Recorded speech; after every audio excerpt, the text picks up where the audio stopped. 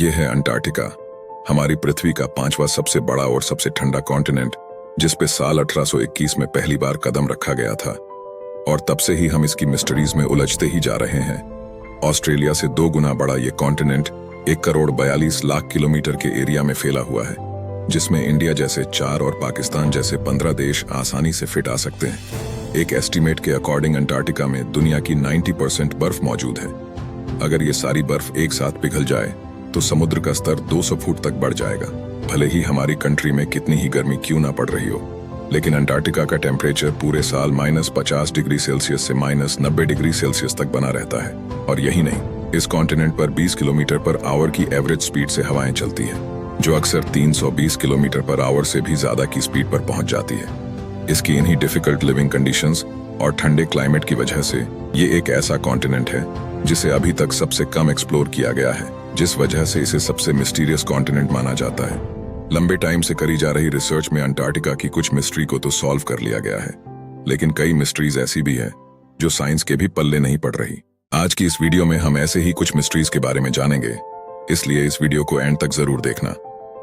वैसे तो अंटार्कटिका में इन बर्फ की मोटी लेयर के नीचे कुछ भी इमेजिन कर पाना काफी मुश्किल है। इसके बावजूद भी साइंटिस्ट्स ने यहाँ कई अंडरग्राउंड लेक्स डिस्कवर की है। साल 1970 में रेडार्स की मदद से अंटार्कटिका के नीचे पहली लेक डिस्कवर की गई थी, और तब से लेके अब तक ये 400 से भी ज्यादा लेक्स डिस्कवर कर चुके हैं, जो बीते हजारों सालों से हाई प्रेशर के कारण अभी तक फ्रीज नहीं हुई है। इनमें से सबसे बड़ी लेक है लेक बोस्टॉक, जिसे 1996 में एक रशियन साइंटिस्ट ने डिस्कवर किया था। ये अंटार्कटिका के साथ साथ वॉल्यूम के अकॉर्डिंग दुनिया की तीसरी सबसे बड़ी लेक भी है। बर्फ से 3 किलोमीटर नीचे मौजूद लेक से साइंटिस्ट ने जब सैंपल्स लिए तो पता चला इसका टेम्परेचर -3 डिग्री होने के बावजूद भी फ्रीज नहीं होता, और ये लेक पिछले 2 करोड़ सालों से बर्फ के नीचे मौजूद है। कई जियोलॉजिस्ट हमेशा से ये मानते आए हैं कि अंटार्कटिका में इतनी सख्त परिस्थितियां हैं कि यहाँ कोई भी एंशिएंट सिविलाइजेशन नहीं बसा करती थी। लेकिन साल 2016 में अंटार्कटिका के ऊपर से गुजर रही एक सैटेलाइट ने एक ऐसे इमेज को कैप्चर किया जिसे देखकर सभी साइंटिस्ट हैरान रह गए। इस फोटो में चारों ओर बर्फ से घिरे पिरामिड जैसे स्ट्रक्चर को देखा गया।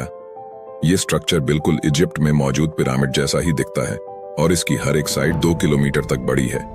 कुछ साइंटिस्ट का मानना है कि ये किसी भी तरह से नेचुरल फॉर्मेशन नहीं है, बल्कि ये किसी सिविलाइजेशन के द्वारा बनाया गया है। लेकिन अगर हम ये मान ले कि ये स्ट्रक्चर किसी सिविलाइजेशन के हाथों बनाया गया था, तो ये हमारे माइंड में कई सवाल खड़े करता है कि आखिर वो कौन लोग थे, और इतने ठंडे टेम्परेचर में उन्होंने इतने बड़े स्ट्रक्चर को कैसे बनाया। रिसर्चर्स की माने तो आज से लाखों साल पहले अंटार्कटिका में ऐसे ही बर्फ हुआ करती थी, जिसमें जिंदगी की उम्मीद होना बिल्कुल ना के बराबर है। लेकिन 2017 में जर्मन जियोलॉजिस्ट की एक टीम ने यहाँ ड्रिलिंग की, तो जो रिजल्ट सामने आया वो सच में काफी हैरान करने वाला था।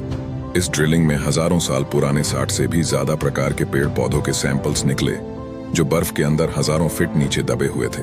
ये बिल्कुल वैसे ही पेड़ पौधे थे जैसे किसी रैन फॉरेस्ट में पाए जाते हैं। साइंटिस्ट के अकॉर्डिंग लास्ट आइस एज के दौरान, यानी आज से लगभग 11,000 साल पहले, अंटार्कटिका बर्फ से ढका हुआ नहीं था, बल्कि कई इलाके ऐसे भी थे जहां जंगल पाए जाते थे, और तब यहां जिंदगी का होना पॉसिबल हुआ करता था।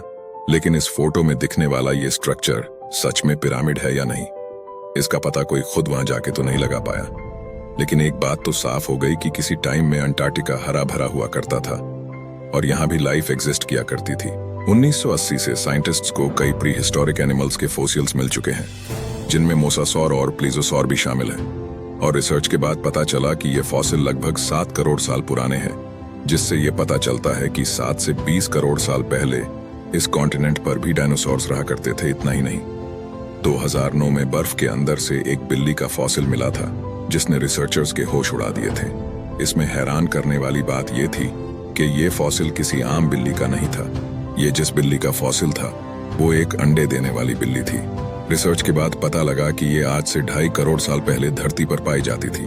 1911 में अमेरिका के एक जियोलॉजिस्ट ग्रिफिथ टेलर ने अंटार्कटिका में एक वाटरफॉल को डिस्कवर किया, जिसके पानी का रंग खून जैसा लाल है।